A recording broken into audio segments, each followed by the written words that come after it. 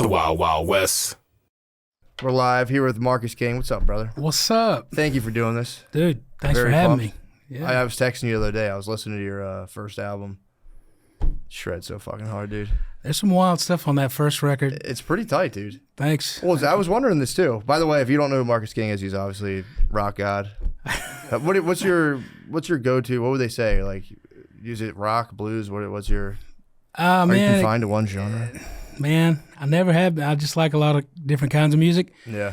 If I'm in the airport, I usually just pick one and tell people that I play rock and roll or country or whatever I'm in the mood for that day. Well, you fucking shred, dude. I was walking my dogs. I was a little drunk.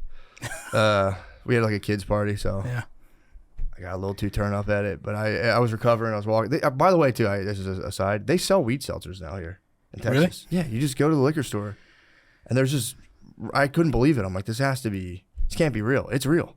How I spiked a cooler with a bunch of those weed seltzers. how strong are they?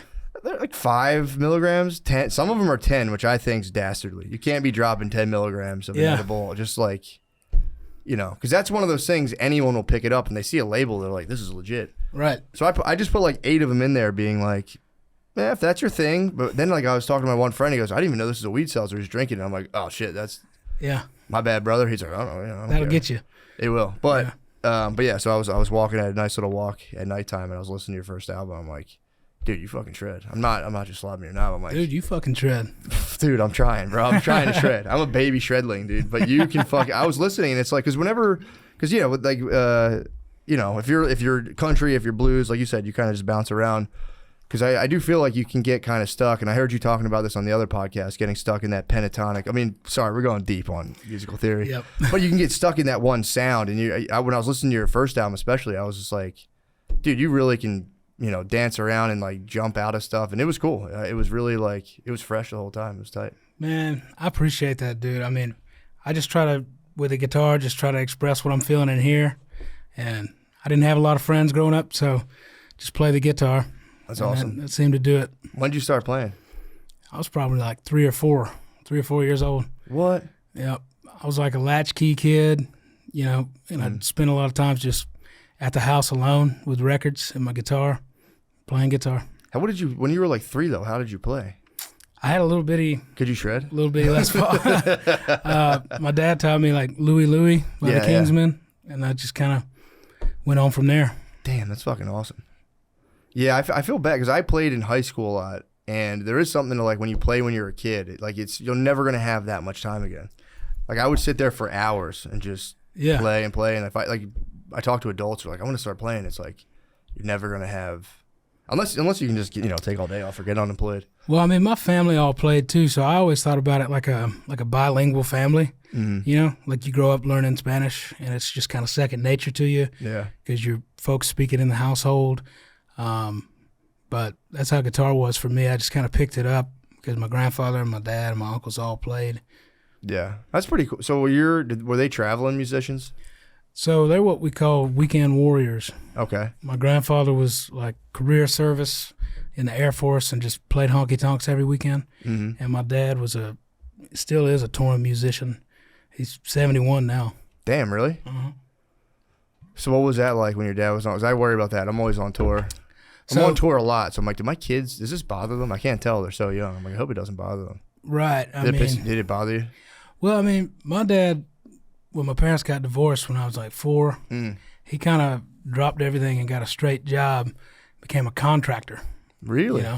And, looking back on it now, I could tell that he just fucking hated that. So around the time I was like 11, I was playing good enough where he was like, I'll just bring you with me, shit, Really? My sister would stay back at home with my grandparents, and I'd go out with him. Oh, really? So I started playing bars and, music venues when I was like 11. Really? Yeah. Damn, that's fucking awesome. Yeah, they'd be like, man, that little girl you got up there sounds great. I still get misgendered online. Do you really? Yeah, dude. People on the Instagram comments are always asking if I'm like a transgender. Which, I mean, nothing wrong with that, but I'm not. Yeah, for sure. I mean, if you're not, you could say, you could plainly state, like, yeah, don't do that. Since I was like 11 years old, though, man, yeah. Really? Like, that little girl is rocking. dad's like, shut up, dude. Just go with it. It's just fucking great. Yeah. Well, that's kind of cool, though. So you were literally just, how did that happen? You were just shredding for your pa, and he was like, let's get the fuck out of here, bro. Fuck contracting. Let's go play music. Right. I mean, yeah, we're going. Like, we would tour just like everywhere we could to get me back in time to go to school the next day.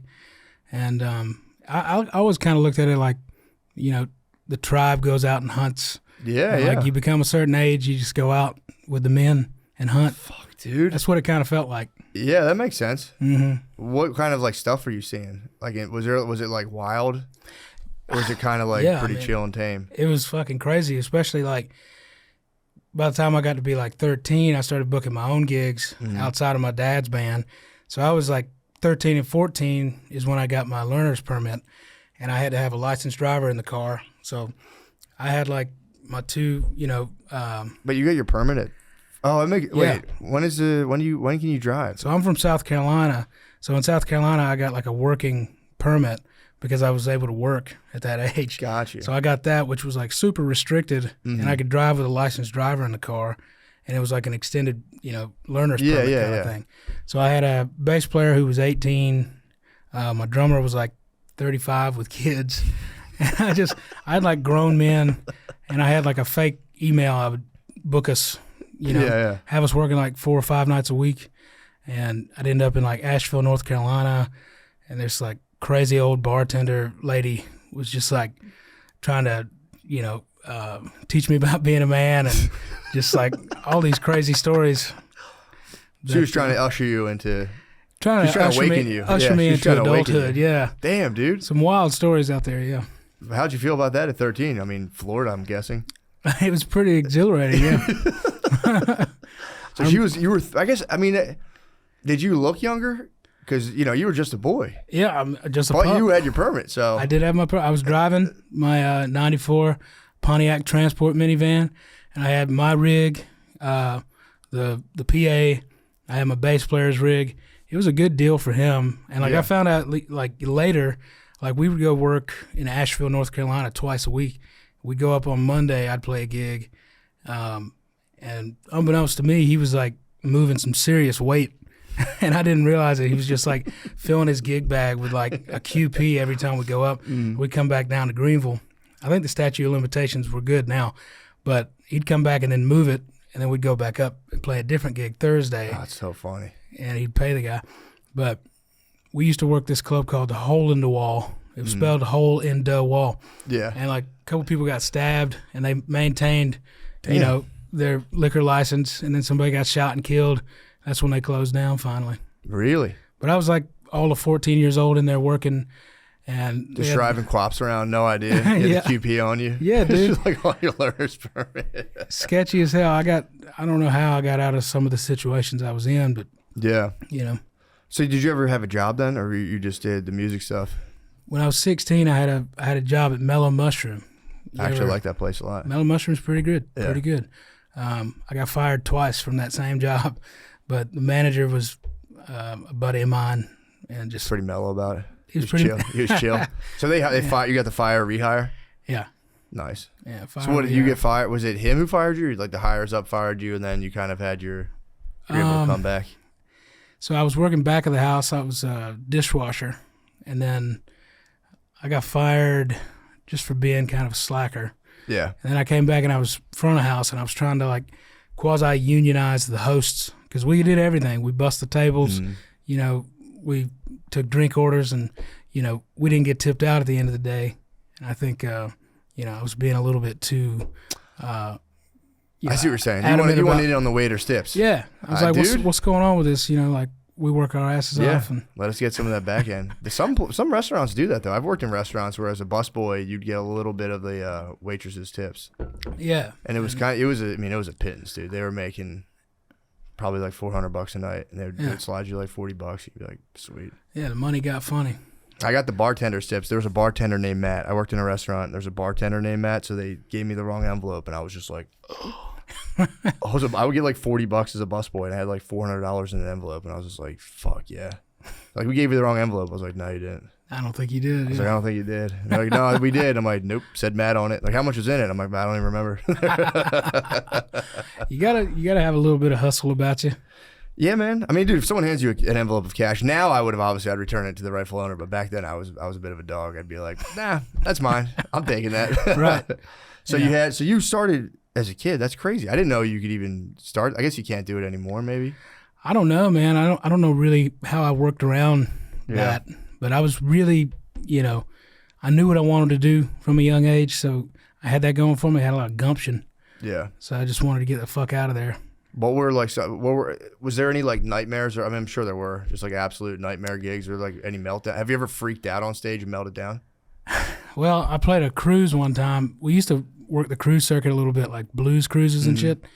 And like this particular blues cruise, I mean, I had gone off one morning and was trying to find some drugs. And like the first like T-shirt vendor guy I came to, this was in like one of the little port cities in Mexico. And I was like, where I can find a little, weed? And he's like, I think you want something a little stronger. And like, I was like, how'd you know? How'd you fucking know? And I got in the van with him and he took me out in the middle of nowhere and they gave me some good coke, but they robbed me blind and like took me to an ATM and strongly suggested I pull out some more money for the driver. Oh, I see. So they did sell you the coke. Yeah. And they were they did half of it with me. Oh, okay. It was kind of a smooth grift. Yeah. You can't be too mad. You're like, well, we sold. So they basically were like, it'll be this amount.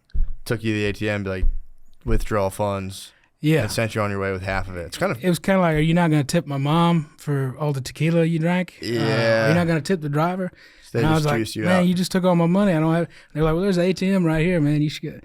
So it was a smooth grift. I respect the hustle, but they didn't kill me, which is nice. Yeah, that's sweet. But I got back on the boat, and I had a real bad drinking problem, and on those cruise ships, it was international water, so a lot of people would kind of turn the other way. I was 18 and 19. Yeah. It was kind of like we're out in the middle of the ocean. This kid can drink. Dude, I got served on a cruise at like 14. Right. I was with my friend's family, went on a cruise, and we were just ordering beer, and they were like, whatever. Yeah. They didn't care at all. They didn't give a shit because it's just all the, like, for the most part, like on the Norwegian boats, it was all like Indonesian workers. Yeah. I noticed. And, they would serve me, but I had a meltdown on that cruise. On a blues cruise? On a blues cruise, way too drunk. No. And just like had a full cup, like the size of this coffee cup of just whiskey, neat, and just dropped it, and it spilled all over the fucking stage. And I got pissed off, started throwing furniture around. Damn. In the lounge. What happened? Did you get fired from the blues cruise? No. They were like, whatever. They asked us back the next year. It's kind of tight. If I was at a blues cruise and the dude just melted down on stage, I'd be like, this fucking rules. Yeah. I mean, it was the most punk rock thing happening on that boat. Did you still play or did you not play that night? That was after the gig. Oh, really? I always managed to get through the show. Yeah. That's when the last time I I quit drinking, and I've quit drinking many times, but the last time was because I was still able to get the shows done. And as long as I was getting the shows done, like nobody was really too concerned about me. Yeah. And that's no good because I can always get the work done. Really? Because I love it, Yeah, how drunk can you get and play? I've always wondered that. I can get really drunk and play, but singing is a whole other thing. You just mumble through it? Yeah. Start jawing and shit. Is it drinking and Coke or just drinking? Yeah. They're two peas in a pod? Oh, yeah. The best peas. Somebody, sometimes, when I'm playing, and I think all guitar players are guilty of this. Like, Lemaire is a real culprit of, just the crazy mouth shit that you do. Yeah. Because you're kind of you're not thinking and you're reacting. But they posted a video of me playing, and somebody was like, this dude's totally gacked up. And I don't really usually respond, but, I let it just simmer for, 48 hours, and I responded. I was like, dude, you have no idea how much I miss cocaine. So you weren't even on coke? No. You're making guitar face. I was just guitar facing. Everybody does, yeah. Which is the same as cocaine face. True. Oh, yeah, you start getting Yeah. Oh, that makes sense. You can kind of fly under the radar, I guess, because if you're not I was just making guitar face. I'm not coked out. I don't like coke, by the way. Yeah, I mean, I've never done it, to be fair. I don't like the idea of it. I heard everyone I tell it to, they go, you should try it. It's fantastic. And I say, no, I'm not going to. I don't like it. I got convinced at a young age. I was like, that shit's fucking, it's bad. Yeah, don't listen to those guys. Think it's bad? My dad's only advice to me was like, never do cocaine because you'll love it. Which I absolutely did. Yeah. He was right. Yeah. Yeah, people do it casually now, too. A lot of younger people I talk to are just like, oh, dude, like, we're just bumping some coke. And like, they're like young, like frat kids now. Just do blow. Yeah. It was like, when I went to college, that was a big deal. If you did coke, it was kind of like, a lot of people did it. But it was kind of like, now it's as acceptable now, I think, as smoking weed. Right. I could be wrong. I don't frequent frats, but just like the stuff I hear about it, like, yeah, dude, we do some bumps and get out there. And I'm like, dude, people used to like hide. When I was younger, people were like hide. People still, I guess, kind of do hide a little bit. Right. That was always kind of my thing, was like, you'd be at a party and then everyone would be in the bathroom. And there's like 30 of you in the bathroom. I'm like, why don't we just bust this out on the coffee table instead of all crowding around the toilet? Well, yeah. I mean, I don't know. I just, my problem is I didn't do it, and I knew people who did, and I hung out with people on coke, not on coke, a lot. Mm-hmm. And I was like, this fucking sucks. So it really kind of turned me off to it forever. Right. Because it's brutal, dude. Yeah. If someone's on coke and you're not, it's like, please get me the fuck out of here. Yeah, that's a tough hang. It's a wildly tough hang. It's not fun. So, bro, you fucking go. You're like, yeah. Yeah, they always got big ideas. But shredding on stage, gacked out and drunk, is probably pretty tight. Pros and cons. It's probably kind of fun. I mean, whatever the buzz is that you like, it's pretty nice. Yeah. Having it while you're doing what you love, Yeah, but this is a question for you. Do you even now, off of that, is it really? Because I think a lot of that for me is like a kind of a blanket over inferiority issues. Mm-hmm. So like a lot of it kind of like just gets you able to like get out there and do your thing. You're pretty good, obviously, at guitar. You're fantastic at it. Do you still have those, like, do you feel like you need to kind of drug yourself a little bit to kind of perform? Like, was it that the issue, or is it just you could perform, but it was like, yeah, why not? I might as well party. I think that was a lot of it, because now, like, the stage fright, it's like, it's so much worse. It is worse. Yeah, so much worse. Like being sober. Yeah. And like just having a little something to get you out there, and just having that confidence, because it is a lot of inferiority, and you get out there. And, like, once I'm, like, 5 minutes in, I'm like, all right, this will be all right. Yeah. But, like, those 5 minutes before showtime, I'm just, Yeah, and you can't address it. I've always wondered if you can go out. I've done that with stand-up. You'd be like, I'm, like to fuck around. Like, yeah, I'm kind of having, like, a panic attack for the first 5 minutes. And, like, crowds are like, stop that right now. They don't like it. We don't want to hear this shit. We want to see you perform. Yeah, it's like, dance. I've tried to address it many times, and they're like, no, just play the song. Yeah, that's unfortunate. But yeah, I mean, stand-up similar, where it's like you have to do it. And I'm the same way. I can just inhabit like a mental torture chamber. I'm better now with it, because I feel like what's helped me is, instead of focusing on myself, I just focus on the people who are watching it, and like, I'm just going to do my best to let them have fun. Yeah. And like, when you get out of your like, I need to be great, I need to be the best, and just be like, it's literally, they call it de-reflection. There's like a term for it, where you're just like, I want these guys to have a good time, and you focus on making them have a good time rather than like, am I doing good enough? And I think it makes everything a lot easier. I mean, and you have fun. Like, you end up having more fun, which, right. It runs counter to all the stuff you hear, where it's like, you have to suffer. If you suffer, then the good things will happen. It's like, you can not suffer and good things will happen too. Right. Just, takes half your life to learn that, and by then you're like, oh fuck, I wish I knew that. Right. I mean, like, the philosophical thing behind it, like we were talking about Rick Rubin and his book. Yeah. And his whole thing is like, put the audience last, which was always really foreign to me, because I'm like you. I like to, you call it de-reflection, right? Yeah. It's like, as long as they're having a good time, I'm cool.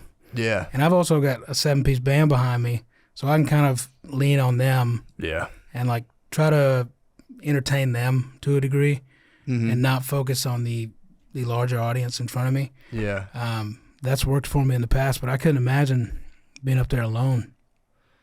Yeah, I mean, I don't know, because I've tried to play music a couple times, and that's harder for me, because when you're doing stand-up, you're getting feedback in real time. Like, if people aren't laughing, it's like red alert, this isn't going well, this isn't going well. But and they laugh, it relaxes you. Yeah. When I would play music, the whole time I would just like watch people in the crowd like, dude, do they fucking hate this? And I would just stare. Then the song would be over and a couple people would clap and I'd be like, I guess that's good. There's no like, you're not getting that the feedback kind of relaxes you in stand. Everyone says that does music. They're like, stand-up's crazy. It's like, I don't know. I think it's easier. I could be wrong. I mean, that's a wild take. Having a band behind you. I mean, I wasn't that good though. So I'd be worried about like missing a string and I'd be like, fuck. So I don't know. I mean, as long as I got my boys with me, they kind of keep me humble. Yeah. My drummer points out a lot of the mistakes I make. Really? Yeah. He's a stickler. Really? Oh, that's good though. That's good to have. You can't get too loose. Yeah, you can't get too loose, especially if you're. I mean, I guess you could if somebody fucks up. If I'm like watching a band and somebody like fucks up a chord and like kind of laughs and keeps playing, I'm not gonna be like, what the fuck was that? Right. You don't ask for your money back. Yeah. But I mean, we also grew up in the service industry. True. So I only was in the restaurants briefly. I did construction, but similar. Yeah. It's like, yeah, I mean, it's not similar, but yeah, you do what you actually, I guess when you do that kind of work though, you do like, I've heard this from waiters especially. They're like, people who do construction usually leave, like blue collar type jobs, whatever it is, they usually leave better tips. Yeah. Just because they're like, you know what it's like to be at a job that sucks. You're like, yeah, here's it's some money. Tough. That shit sucks. I mean, what you're doing sucks. What I'm doing sucks. Here's some extra money. Yeah. I've heard the same thing. And I was in the service industry long enough to realize, like, Mellow, talking mellow mushroom? Talking mellow mushroom. At the end, man. I was there just long enough. I was a mellow man. Just long enough to, not get frustrated about how long it's going to be for a wait for a table. Yeah, that makes sense. Yeah, to be like, all right, man. Yeah. Like, especially if you work in a restaurant, dude. I worked, actually, you know what? I take that back. I was in my brother's taco truck.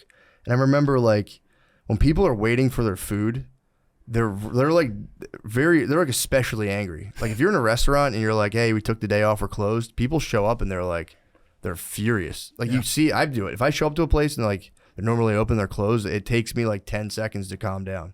Because you're like thinking, it's like primal. You're thinking of a meal you're about to eat and they're like, you can't have it. And you're like, all right, that's fine, man. But it fucks you up. But yeah. So I remember like, we were in like a little lunch truck, so I would just watch people waiting angrily and just be like, my brother would be cooking in the back and I'd be like, just another couple minutes, everybody. And then like you'd run out of food and there'd be a guy who's waiting half an hour and you have to be like, bro, we're out of food, bro, my bad. And they'd be like, what the fuck? And you're like, yeah, I get it, man. That's how you get an active shooter on your hands. I know. It is really primal, It is, man. Dude, if I waited for a half an hour, like, hey, we don't have any food, my bad, here's your money back, I'd freak. I'd call the cops. I'd be like, I'm calling the fucking police. That happened to us recently with my drummer, actually. Like, everybody finally got their meal, and, like, what he wanted, they came around, gave everybody their food, and they didn't bring his, and they were like, yeah, we're actually out of that.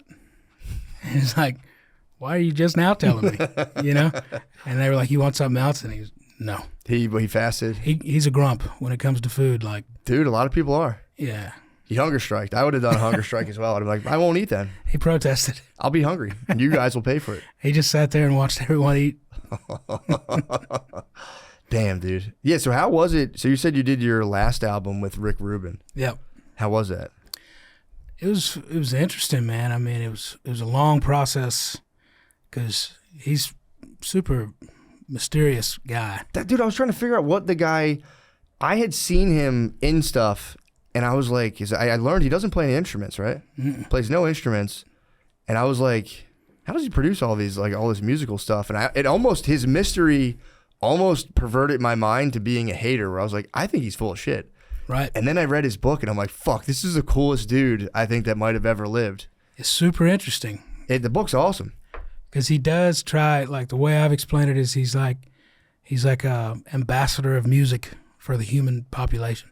Dude, I would hear shit like that. And I'd be like, shut the fuck up. And then I read his book and I'm like, yeah, he could do that. I was like, he for real, it might just be the coolest dude. Yeah. And he'd come in and we'd listen to stuff and, he's always like just barefoot and he wears like, these Thai fisherman pants, which are like these huge pants. I want to wear those so fucking bad. I don't have the courage. I don't either. You know how much courage it took me to wear my biohacking ring, dude? This is my Oura ring. I've been hiding it under the table, dude. I'm not a 2-ring man. Yeah, I got rings. Yeah, but, man. Yeah, I am. Fuck that, dude. My wife won't let me wear the Thai fisherman pants. Why not? She hates them. We have to. Well, let me Google these things real quick. I want to see. I think I know what you're talking. They're like the long, flowy, like almost Kung Fu Master looking pants. Big time. Fuck. Yeah. Fuck, dude. I'm just. Fuck. Yeah. Dude, that's all I want to wear. Every time I see people in them, I'm like, I'm a coward and I won't wear these things. And it doesn't work for me. So says my wife. But he'd flow in with those and like a big iced coffee or like a tea, and he would just like he lays down in meetings a lot. What? Like while he's talking to you, he just lays down. Then how did you feel? So who produced your other album? You had other people producing, obviously. Yeah, well, I've worked with like Dan Auerbach from the Black Keys. I worked with this producer named Dave Cobb, who did a lot of the Chris Stapleton and Sturgill Simpson stuff. Yeah. I've worked with a lot of different producers, and all of them kind of have their weird quirk. Yeah. And at a certain point, you got to step back and remember, like, I'm paying for this guy to produce the record, so I'm going to lean into, like, their process. Yeah. So a lot of personality mirroring, like, end up laying down on the adjacent couch talking to Rick. Really? Yeah, oh, yeah. Fuck, dude. I'm like, I'll take my shoes off and lay down and talk to you. And he just, because his book, the way he approaches his book is pretty cool. And you were saying he instructs you the opposite. He's like, fuck the audience, do your thing. Yeah, it's like so hard to do, dude. And that book, like, I read it after we worked together, and like hearing him talk, and like, I mean, he practices what he preaches, And yeah. he's such a big fan of music and of comedy too. Like, he loves comedy. And I was in Italy working with him when he was about to, go on Rogan and talk about his book. Yeah. And he was like nervous, It was really to see him kind of have these like human emotions. Yeah, because I guess you kind of like legendize him in your mind. You're like, dude, Rick Rubin doesn't get nervous. You can't wear. You think about him, you think about him floating and shit. Yeah, and Flying Lotus. I'm telling you, anyone, I would recommend his book. I like started, especially if you're like trying to write something or do something, or even like if you're just like trying to chill at your job. That's my mission right now. Is like, how can I just make my inner world as peaceful as possible? It's obviously hard, dude. I fail all day, every day. But his book, you read it and you're like, damn, it's a cool approach to just like sitting, brainstorming, letting like ideas flow, letting them take shape and like creating things. It's, that's the one thing I think a lot of people who aren't in, like when I ever heard the term, like I'm a creative, I dislike it. Because I think anyone can do a cool, like you can like build something in your backyard. You can do like all this stuff. And I think that's a lot of people get frustrated because they have no creative outlet. It's like, I think it's it's like a God-given right for every man or person or girl, whatever, to like do something other than like wake up, stare at your phone, go to a job you hate, go home, watch TV, and go to. I think that's like it kills you. Yeah, like, dude, really. Build a thing, draw something, dude. Who gives a fuck? Yeah. But if you read that Rubin book, I think that helps people like get out of their head. Like I read it and it was just fantastic. Yeah, I'd recommend it to anybody because I agree with you, man. I think anybody can do something creative, and it really it helps you. Dude, take like a fish pond. Yeah. Like that would be all. I want to do that, dude. It's like you can do literally. People think like it. In my opinion, it's like the commercial aspect is like a hard kind of brick wall for a lot of people because if they think of something that's like deemed like creative or artistic, they go, "Well, I could never sell that." It's like, who gives a fuck, dude? Right. Just build a fucking statue in your yard. You're a little crazy, but it's like the satisfaction you would get if you got good at building a statue, digging like a fish pond, anything like that. I mean, it's unmatched. You got to be okay with failing. Yeah. And that's the approach I take to every gig. If I can find like that transcendental place on stage, and it's hard. But like, I think I even heard you talk about this, like if you're doing something like the assembly line, you're doing a repetitive motion over and over. Oh, yeah, it kind of unlocks like that creative side of your brain. That's what, what was that guy's name? I think Adam Smith. That was the guy who he was like one of the thinkers in capitalism. That was what he thought, though. And I think it is right, because when I would paint houses especially, if you're doing a repetitive task, it does unlock you to think about other stuff. But he had this dream where like people would work in like dog food factories and then like just start coming up with these sick ideas. And it turns out it's like, no, a lot of people will just stare at a fucking wall too. So that is but I agree. If you have that capacity to like, for your mind to float, it's like, yeah, when you do something that's like manual labor intensive, your brain really can. Yeah. Like my wife, when she started she has like a trucker hat company, and she started it out of our garage, and I'd just go down there and make boxes, and I'd make the same box over and over and over again, and I would come up with so many ideas, and I would just write them down, Yeah. And it kind of led me to like, now when I write, a lot of times I'll have like a show that I've seen 1,000 times, like The Office or like The Big Lebowski, something that I've seen 1,000,000 times, that'll kind of get those gears turning. Yeah. So it's kind of stimulating my brain, but I don't have to think about what's going to happen because I know what No, that's a cool idea. I used to trash Adam Smith for his take when he would be like, yeah, you're going to get guys in factories. They're going to unlock the next level and unleash all the secrets. Right. When in reality, a lot of them were just bored to death. But yeah. I do agree, though. That works for me, too. When I would do manual labor, any of that stuff, where like I used to have to, it was working with my dad and my uncles, and they would like knock a building down, pick up like concrete, like chunks of rock, bricks, plastic, metal, and wood, and they would just dump it, and you had to separate them into like those 5 categories. Yeah. And I would do that for like 8 hours a day, and like, dude, you really do, like, you can hit a flow state. Yeah. It's pretty tight. There's something healing about that in my mind, like having a task and just getting it done. Like we've been in the moving process. I'm like, I got to get this couch from here to the truck, from the truck to the storage unit, and just like doing it and just sweating and like earning your rest at the end of the night. Dude, and I'm telling you, man, people like, because I've done jobs that are purely physical. I'd work with my dad. He's like, look, I need you from the neck down today. I don't want to hear anything. I don't need any ideas. I just need you to lift that and put that there. Because I'd be like, what if we do it this way? He'd be like, don't want to hear it. Do that there to there. That's it. But like, yeah, and it's like, when you do a job, I always wanted to have a job where I just use my brain, but then it's like you do get to the point where like, dude, I would love to move some boxes right now. Yeah. And people who move all day are like, fuck you, dude. I'm like, dude, you don't understand. Like, just when I like get to carry shit, like if I do yard work, I'm in heaven, dude. Mm-hmm. But the thing is, if you do it all day, every day, you're like, all right, man, fuck this. This shit sucks. Yeah. But good point. We've hit a dead end of the conversation.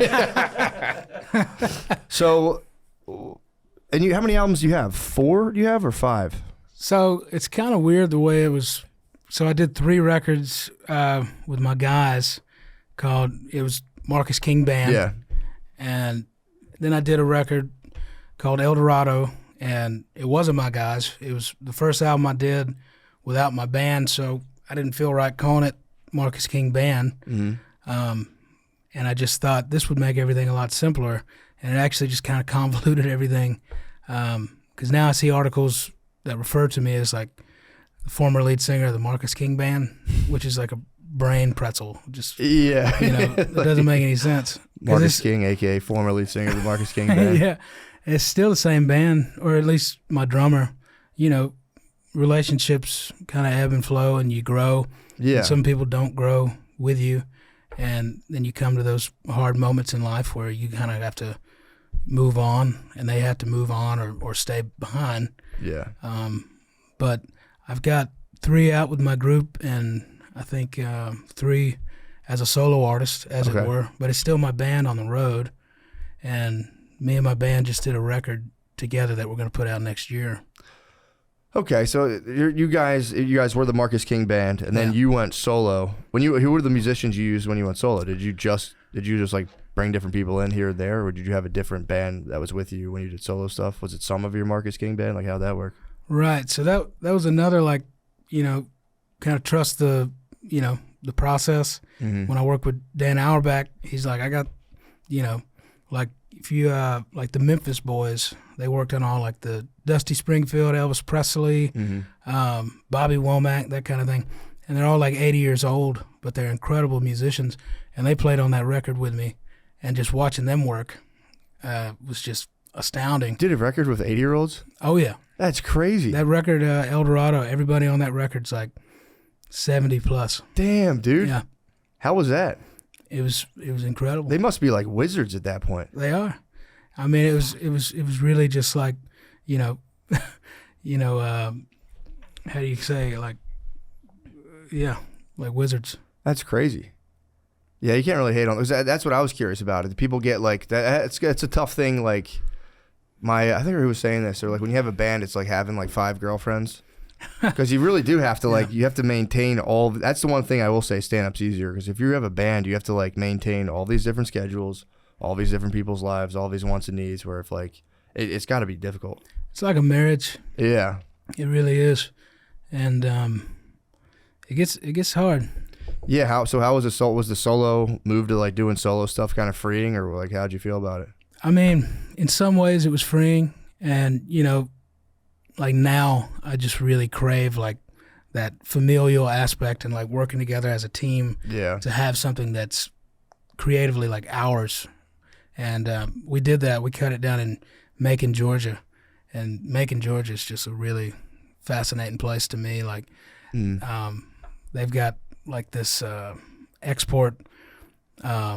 It's like this powdery substance that they have reservoirs there for. It's like this protein that you need it to. It's like Kyolite or something like that. You know what I'm talking about? No, Macon, Georgia exports a protein powder. Yeah, not a protein powder, but like it's like a natural resource that you need to build like most shit. Oh, okay. I got what you're saying. Yeah. So they mine it? Yeah. Gotcha. So like because of that, it's all like still mom and pop there. Mm-hmm. They don't have like a lot of chain places in that town. So it's like a really old school feeling town. And we went there and cut a record. It was really, really cool. That's pretty tight. Yeah.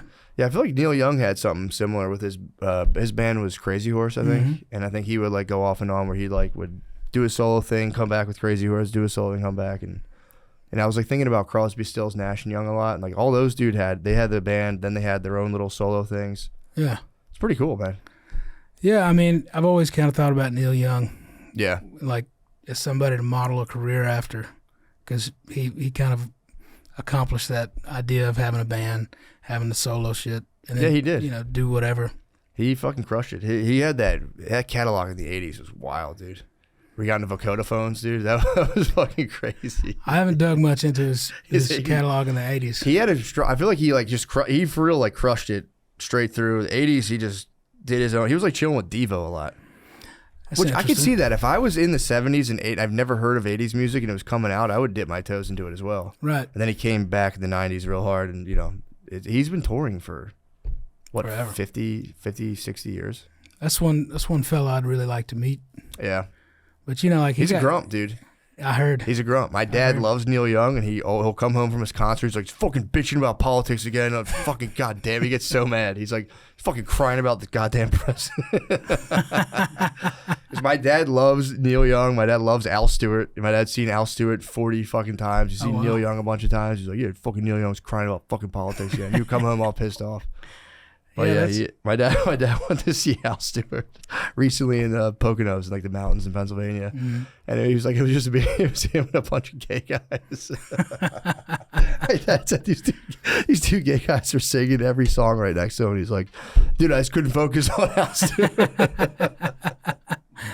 Wow. But yeah, I grew up. My dad was I think my dad was a huge fan of music. He had this like when we were younger. He had this. It was like this double-sided cassette case where he just had like 48 tapes, like little like cassette tapes, and he would carry it around in his truck, and he'd always just like blast different, like, dude, going to work with him was so fun because he would just blast like Neil Young and all these other just like 70s, like we got into like NXS for a while, which is funny. Yeah, it was weird, man. He had a very like kind of eclectic music taste. Right. And he would get home from work and he would just like hit a tape in the deck, fire it up, and just sit by a fire and just blast albums. It was really nice. I mean, it's great to have that growing up. People who have an eclectic sense or taste in music. My dad was like that. My grandfather listened to a lot of country and western. My grandmother loved like Dean Martin, Frank Sinatra, and my father loved rock and roll. So I had a really eclectic kind of mix of music when I come home from school. Yeah, I always felt. I don't know. I've ever been in someone's house and there's just like no music at all. Or like riding in a car with somebody and there's no music. Yeah. So it's a psychopath move. It is a psychopath move. I'll try. I used to have I've gotten better with this, but I'd be very nervous to play music for other people because I think they would listen to it and be like, dude, this fucking sucks. It's from having older brothers. So I'm like worried they'll listen to it and be like, yo, this sucks, dude. You're a loser. So I would do a thing where I'd play music, but I'd play it very quietly, which is almost worse than silence because people are kind of like, it's like water torture. Yeah, like what are you doing? Like play the fucking song or turn it off. Because I would play it and I would like maybe be like, well, turn it up a little bit. It was just a psycho thing I would do. Where like no one's thinking about it. Like you never get into someone's car and you're like, what the fuck is this? Yeah. Just like, oh, there's music on. Right. But yeah. I'm always you know. Just a glimpse into my tortured fucking world, dude. Well, I mean, you're talented at what you do, so there's got to be some torture in there. True. I need Ruben to lay down with me, dude. You know, as friends, dude, to lay down head to head, hard pause, head to head, yoga pants. That's got to be so cool, though, dude. Like, what do you do when you're sitting there with that guy? I think I might bug that guy till he leaves. I'd be like, "Oh, Rick, what should I do with this, dude? Should I like close my eyes and like what should I do, dude?"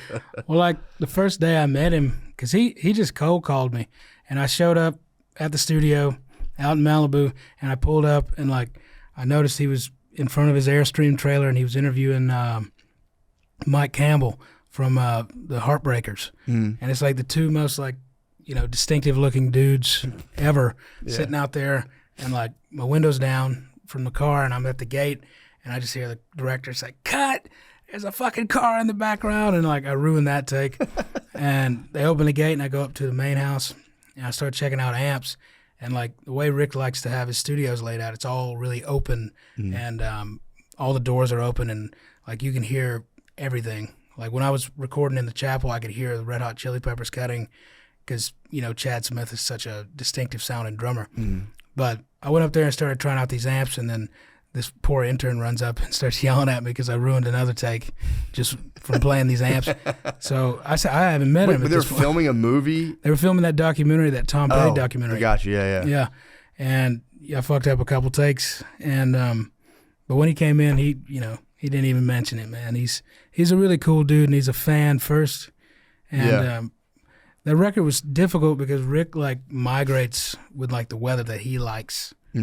So he'll be in Malibu for a few months, and then he goes to like Costa Rica, then he goes to Hawaii, and then he goes to Tuscany, and he just kind of migrates with like where the I need to weather's. take a break, dude. He's so fucking cool, dude.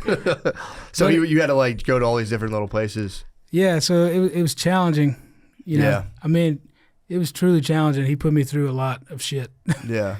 Like I wrote for like 6 months, and we didn't use any of it. Well, what was that? How did you decide not to use it? Was he just kind of like, "Do you like that? Do you really like that?" Yeah, and he made me more introspective with all of it, because the whole record, the concept was mental health, and like you know my struggles with mental health, and like he wanted to just be as bare bones with it as possible. Yeah, and, like no metaphors. Yeah. So I'd write something that I thought would be appealing to a listener, and he's like, "No." Yeah, that sucks, dude. Probably, especially very calmly be like, "No, yeah, we're not going to use that."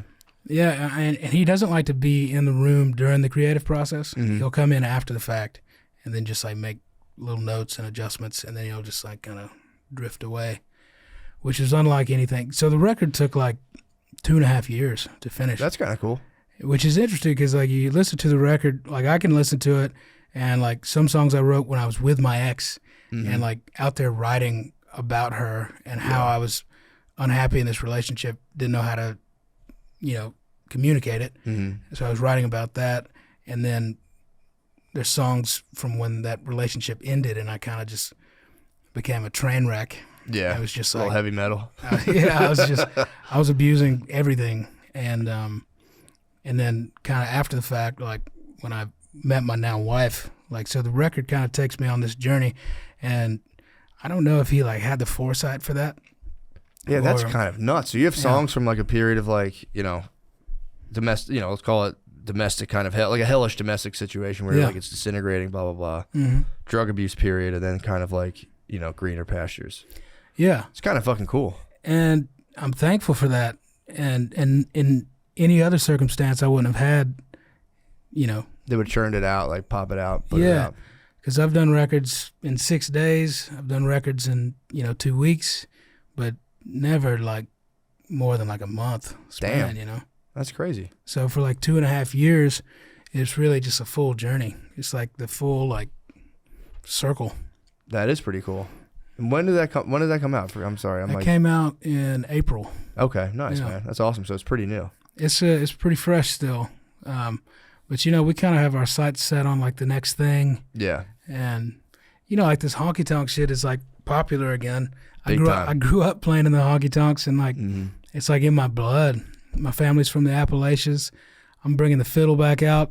I'm like, this shit's hot. I'm gonna. Dude, the fiddle does move me, dude. When I hear the fiddle, it does something to me. There's something about us whites, man. When we hear that fiddle, we get it going. Especially a hard fucking shrill note on a fiddle. I started thinking like I might grab someone's arm, dude.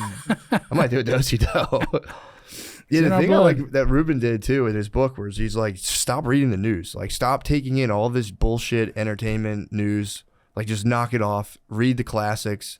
Try to like take in. It was like a not even as an entertainment diet, but just like he's like, think of it like the food you eat. And he's like, stop taking in this shit. Like, stop. You don't need to read the news. Fuck it. Don't worry about the news. Read classic novels. Read this. Read that. You know, to your own taste. You don't have to try to read like wildly complex Shakespeare stuff. But he was just like, yeah, just stop taking in bullshit information. It's funny. Whenever someone is like, fuck the news, I'm like, yes, dude. Yeah, you get it. I like hearing that. I don't even have a news source really that I trust right now. Yeah. And I don't really know where to get my news. I mean, I just kind of overhear a lot of it. Yeah, I do like, I will spaz check the news before podcasts sometimes if I have nothing to talk about. And something happened to me when I was like, I think like 22. I was very high. I was stoned. I was just very high. And I was watching I'd see the news on, like my parents would watch it and I'd be like, well, fuck the news. And I would be like, this sucks. And I would like run away. And then like I watched it as an adult for the first time, like at my brother's house, just stoned to death. And I was like, it looked like the homeroom show in my high school. I was like, this is fake. Yeah. Something happened where I was like, this is the homeroom show for adults. I'm like, this is bullshit. It's pageantry. Something happened where every time I see it, I can see the set and stuff. And I'm like, this is people talking behind like a painted billboard and it's fake. It's not real. I don't know. I mean, obviously there's like real stuff that happens they talk about. Right. But it's, I've been in newsrooms too. And it's like, I've heard, like there was a guy, and I'm not saying this is like, you know, like to prove it's fake, but I remember a guy got a call specifically on like the Palestine-Israel situation. And they were like, I remember he was on the phone when I was waiting to do something. He was like, oh, I'm feeling pretty good. And he was on the phone talking to the guy, being like, how you feeling about it? He's, you're doing good, dude. Hang in there. You're doing good. Just keep going, and he was like coaching him. It was like, I remember just being like, damn, dude, what the fuck is this? It was just weird. It was just a weird phone call to be like, hang in there, dude. You're doing a good job. Keep talking to you. And I was literally like right like, next to him. That's kind of like, what are you coaching him into, dude? Yeah, I don't like that. It made me feel weird. And then I did like a Good Morning, like local news show. They're like, do you like comedy? And I was like, yes. Those are the worst. Dude, they're terrible. And you feel bad because you think like I'm gonna go on there and just fuck with these people, and it's just some like nice lady being like, so what's it like at your comedy show? And you're like, it's nice, I like it. I like comedy. Please come. But yeah, I agree. I think I don't know. I'll check in on stuff here and there, but yeah, you just never know. You're like, dude, like I'm reading a book right now. It's called Born Again, and it was by Chuck Colson, who was Richard Nixon's. They called him like his hatchet man. He would like bulldog people politically. Like if you had like a political rival coming up, you would like dig into them and you would use your contacts in the press to be like run something fucked up about his wife. And like, dude, they would do that. He like they talk about this. Like it would like, this guy's a hothead. We'll start releasing news stories we know that'll fuck with it. There's like all this stuff going on in the news where it's used as like a political tool too, where it's, you just never know. Yeah, I mean, like I watched that the Octopus Murders. What was that? The Octopus Murders about Tommy Castellero, that reporter that killed himself in West Virginia. But yeah, was that recent? That yeah, it was pretty recent. It's on Netflix. It's all about like the Promise like software and like like these 8 like key figures, like including George H. Bush, who were just kind of maneuvering and manipulating everything behind the scenes. This is on Netflix? Yeah. Damn. It's fucking crazy. That's kind of nuts. What is there's a journalist who got caught up in this? Yeah, this journalist, Tommy Castellero, I think. But I can't remember his first name. But I've watched it a couple of times. It's really fascinating, man. Like he was really onto some wild shit. And he killed himself. He killed himself, yeah. But like it doesn't really add up. Yeah. Like you should check it out. I'll check that out. That'd be kind of cool. But yeah, that was the one thing I fell in love with Ruben when he was like, dude, stop doing the news. Listen to classic albums straight. That's what I do now with music. I try to just listen to it in albums more, because I would like just do song like in my car. I don't know if you ever got to the place where you're like, I've listened, not I've heard everything, but I've listened to all my little playlist is just burnout. Yeah. 'Cause I use Spotify, so I'll just do like, I'll like make a little playlist or do like Spotify morning, and I'm like, yeah, fuck it, put it on. Right. And I'm like, they're just feeding me the same songs over. I get like depressed. If I don't have like a new thing to listen to, I get kind of like, dude, fuck's the point? Same. John Martin just broke me out of my music depression right now. Yeah. He's really, he has a couple of live albums I like. But yeah, so now I try to just like put it on an album in the background and listen to it straight through, or like before bed with headphones. Just try to do as much as an album as I can do and just pass out. I think it's kind of nice. Right. And trying to get like I've been chasing the hit rush. That's the problem. I'll do a playlist of hits. Yeah. And then it's like they like wear off. You got to listen to like all the songs. I don't know. I feel like you got to listen to all the songs. Yeah, it's like a dopamine. You know, like instant gratification, like social media. Like you hear all the hits in a row. Like, don't go listen to the Eagles' greatest hits. Like, you know, artists put together a compilation of songs, you know, meant to be listened to in an order. Do you do your own playlist when they do that? Like this presents. That's kind of tough. I'm like, you know, I wanted it to be like chronological and like, you know, sequencing is a big deal, and they still make a big deal out of it, and then people listen to it and they shuffle it or whatever. You know, how dare they? But I thought that was like an AI generated, like check out blah blah blah. So you have the control of that. Well, like the playlist you see on Spotify and stuff. Like if I'm on a playlist, I don't have control of that if it's for other sure. artists. Yeah, but the one of what is that called? Your picks, or is that this is? Oh, like that one. I don't even know how that one comes about. But like my records, I'm like, this is. I got what you're saying. Like my records, the sequencing is important. I thought you were saying So you're talking about the sequencing. Yeah, that's tracks out of my on pay grade. Like the Spotify, they just do what they do. Yeah, because there'll be like artist picks. Yeah. So I was like, damn, you get to put together a playlist for all of Spotify. That's I guess everyone can do that though. Really. Yeah. It's kind of tight. Well, dude. So what do you have coming up? What's the next move? Man, we're about to finish this last leg of the tour. We're doing Canada. We're doing like the East Coast. We're going to be going through Philly. We're going to be going through D.C. And New York City, playing at the Paramount in Brooklyn, Brooklyn. And then we're heading overseas, doing UK, all that. Are you taking any break? You're like, how do you tour? You do it for like 6 months at a time, take a break, or you just do it We forever? let it go out for like 6 weeks at a time. Okay. You know, and just kind of hit it and stay out. Because like once I get in that mode, I just like to stay in, you know. Got you. So you do like 6 weeks on. How many off? Kind of depends. Like for this particular tour cycle, it seems like we've done like 6 weeks, 2 weeks off. Got you. That's not bad. And then a couple one-offs here and there. But I like to tour on a bus because it's like there's just something different about it. But yeah, I mean, I just had time off and I just get a little stir crazy, so that's why I'm down here in Austin, just kind of fucking around. That's cool. I was real nervous to come on here. Why, dude? I don't know, man. Like, I don't help. I'm exuding anxious energy I'm all the time. I'm a big fan of the show, and the fans are very vocal. So I hope I didn't fuck it up. Dude, you killed it, man. Dude, you're the best. You fucking. Oh, that's the thing too. You shred, dude. Oh, thanks. You absolutely shred. It's crazy. I appreciate it. I know. Man. I guess it wears off on you, but dude, it's like that's got to be so gratifying. It's Is there fun. a level of shred? Does it wear off? If you shred right now, will it bring you deep joy, or you're just kind of like, yeah, whatever?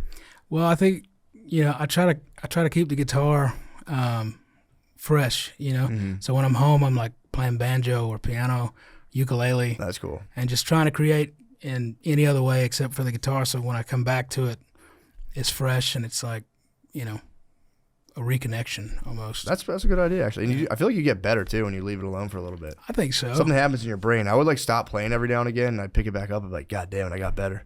You have more ideas. Yeah. Because you come into it fresh. You come into a blank canvas. Yeah. You know? Yeah, man. Or maybe your brain, you go to sleep and it just figures out stuff for you. Yeah. I don't know. But either way, dude, thank you so much, dude. Thank you for doing this. You're the motherfucking man. Marcus King. Bro. Dude, I try, bro. I'm trying. I'm doing my best. But no, thank you so much, man. For real. Man. I'm glad we Appreciate connected. Thank you, bro.